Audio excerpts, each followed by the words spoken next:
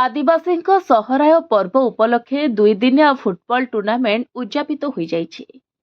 Jaleshwar block अंतर्गत कालिक पंचायतर धरमडाहा sporting club Dharampur तरफ आयोजित 2 दिनिया फुटबॉल टूर्नामेंट उद्यापित हो जाइछि।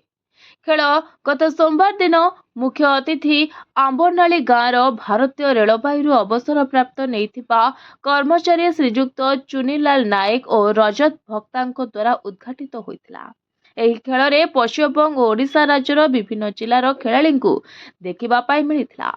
मोट 16 गोटी दल खेल अंशग्रहण करथिले।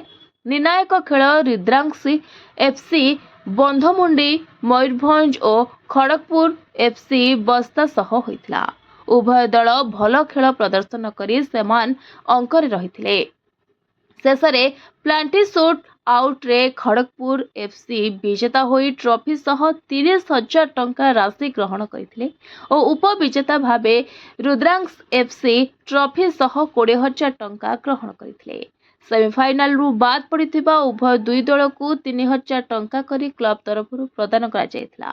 निर्णायक खेल रे अतिथि रूप में कालिक पंचायतर समिति सभ्या सीता मारांडी, 2 नंबर वार्ड सभ्या तिलोत्तमा पात्र, अवसर प्राप्त भारतीय सामरिक बाहिनीर सेना नाथुराम सोरेन, शिक्षक मनमोहन मुर्मू उपस्थित थिले।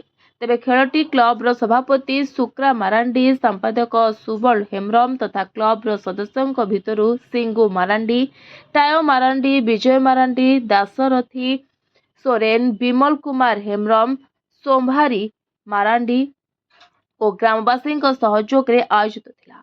Report voice of Odisha live.